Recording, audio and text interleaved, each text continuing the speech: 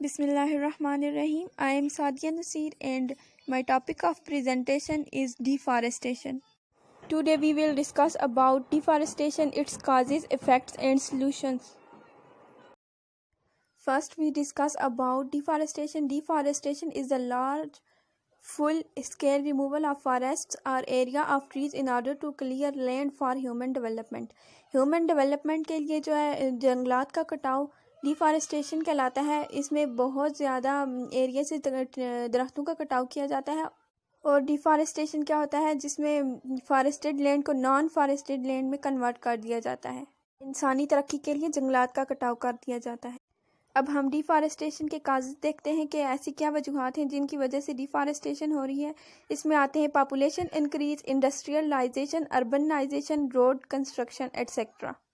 Mining is also a cause of deforestation. ज़मीन की fertility repeated cropping की वजह से कम हो जाती है और फॉरेस्ट डिस्ट्रॉय हो जाता है। कल्टीवेशन भी डिफॉरेस्टेशन का काज है। Countries clear large areas of land so that they can grow and develop them. Nutrients depletion, countries जो अपनी तरक्की के लिए जंगलात का सफाया करते हैं, उधर खेती बाड़ी करते हैं, जिसकी वजह से ज़मीन में न्यूट्रिएंट्स की डिप्लीशन हो जाती है और ज़मीन में जरखेज़ी कम हो जाती है। Overgrazing is also cause of deforestation.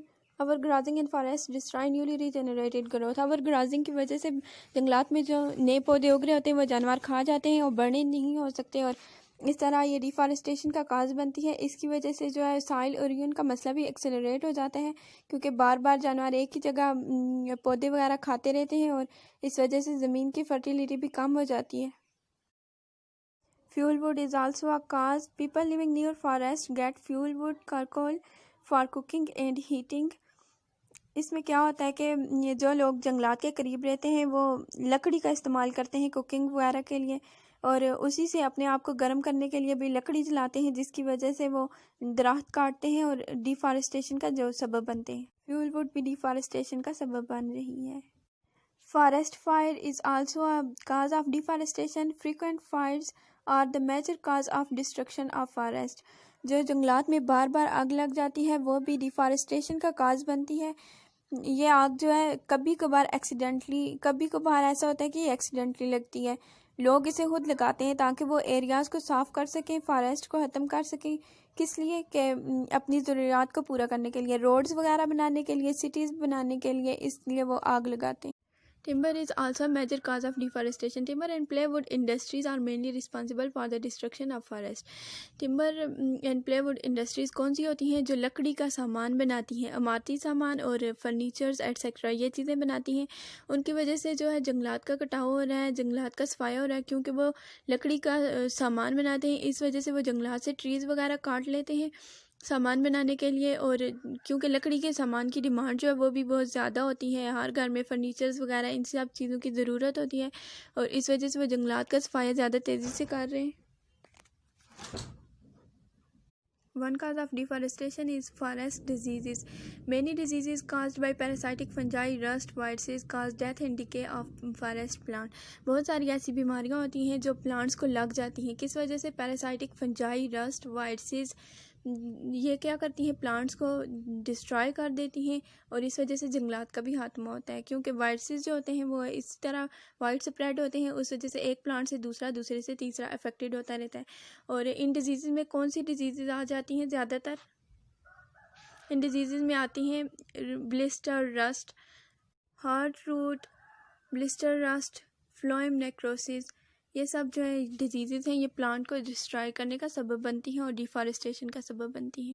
More causes of deforestation क्या है? इसमें आता है fibres materials that is use to weave baskets, ropes, nets, strings and other items of utility. हमारे इस्तेमाल की जो ज़्यादातर चीज़ें होती हैं ज़्यादातर लकड़ी की बनी होती हैं, जैसे रूप्स हो गए, नेट्स, स्ट्रिंग्स एटसेट्रा, ये सब लकड़ी की बनी होती हैं। ये भी डिफॉरेस्टेशन का काज बनती हैं। और मेडिसिनल प्लांट्स जो हम दवाइयों के तौर पर दवाइयाँ बनाने के लिए यूज़ करते हैं वो भी डिफॉरेस्टेशन का काज बनते हैं। और mining for metals like copper, gold, aluminium etcetera, ये भी डिफॉरेस्टेशन का काज बनती है, क्योंकि इन मेटल्स को निकालने के लिए फॉरेस्ट का जो है ज़्यादातर एरिया साफ़ किया जाता है खुदाई के लिए। और hydro electric dams, road buildings, deforestation के हमने बहुत सारे सबब देखे कि क्यों होती है। अब इसके हम इफ़ेक्ट्स देखते हैं। Deforestation has many environmentally damaging side effects. Deforestation के हमारे माहौल पर बहुत सारे जो है बुरे असरात हैं, including climate change, destruction of million of species, the green house effect. इनमें क्या क्या आते हैं? क्लाइमेट जो है डिफॉरेस्टेशन की वजह से चेंज हो रहा है, मतलब हमारे लिए जो बेहतर है वो चेंज होके अब बैड इफ़ेक्ट्स पड़ रहे हैं क्लाइमेट पर। और ये destruction of million of species में क्या आता है? बहुत सारी जो स्पीशीज़ हैं वो इस दुनिया से ख़त्म हो रही हैं, सफ़ा हस्ती से मिट रही हैं, जो भी फूड चेन के लिए और इस तरह ख़तरनाक है। और ग्रीन हाउस इफ़ेक्ट यानी हमारी ज़मीन जो है वो गर्म वगैरह। एटमॉस्फेरिक डिस्टर्बेंस में क्या आ जाता है कि forest help in absorption of solar heat. Forest जो होते हैं वो सोलर हीट को एब्जॉर्ब कर लेते हैं ट्रांसपायरेशन और एवापोरेशन के दौरान, जिसकी वजह से हमारी ज़मीन जो है वो गर्म नहीं होती। ग्रीन हाउस इफेक्ट्स वगैरह, ग्लोबल वार्मिंग, ये वाली प्रॉब्लम्स नहीं होती। लेकिन जब डिफॉरेस्टेशन हो रही है तो ये वाली प्रॉब्लम्स इंक्रीज़ कर रही हैं। और फॉरेस्ट क्या करते हैं कि कार्बन डाइऑक्साइड के लेवल को मेंटेन करते हैं माहौल में, जिस वजह से नए जो पौधे होते हैं और बाकी दरख्त वगैरह ये कार्बन डाइऑक्साइड लेके अपनी ग्रोथ को पूरा करते हैं, मतलब उनकी ग्रोथ के लिए कार्बन डाइऑक्साइड ज़रूरी है।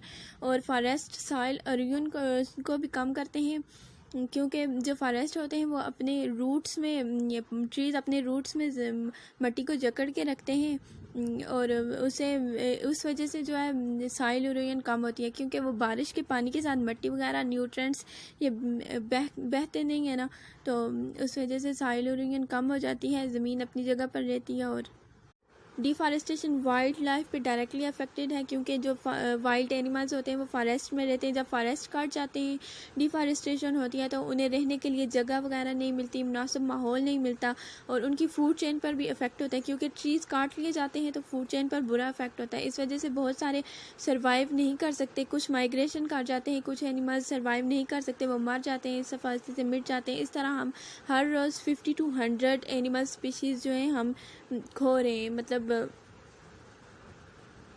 ज़ाया हो रही हैं, इस दुनिया से मिट रही हैं।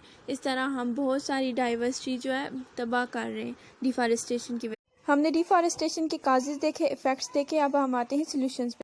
हम इस प्रॉब्लम को किस तरह सॉल्व कर सकते हैं, अब हम ये देखते हैं। Modern technologies and farming techniques को हम प्रोपगेट करके इस प्रॉब्लम को सॉल्व कर सकते हैं।